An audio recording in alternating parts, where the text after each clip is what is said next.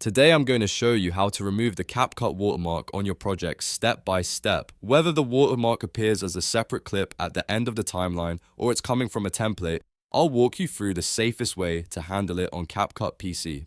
This is a quick and useful tutorial if you want a cleaner export for your videos. And before we jump in, if this video helps you out, make sure to hit like and subscribe for more simple CapCut tutorials. Alright, let's get into it.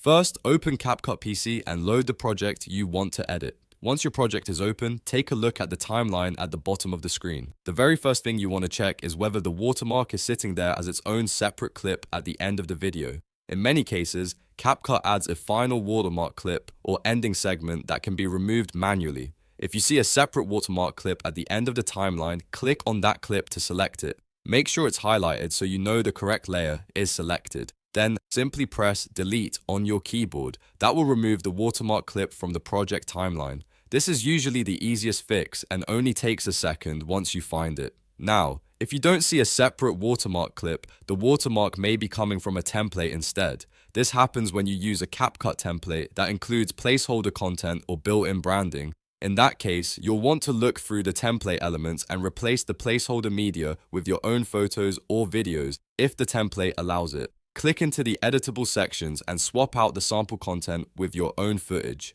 Sometimes this is enough to remove the unwanted branding or make the final result look cleaner and more personalized. As you edit, double check the timeline and preview window so you can make sure everything looks right before exporting. It's always a good idea to scrub through the end of the video and confirm that the watermark is gone and nothing else was affected. If the watermark was part of a template that can't be removed directly, replacing the placeholder media is the best option you have inside the app. Once you're happy with the result, click Export in the top corner to save the video. Choose your export settings, confirm the file name and location, and let CapCut render the final version.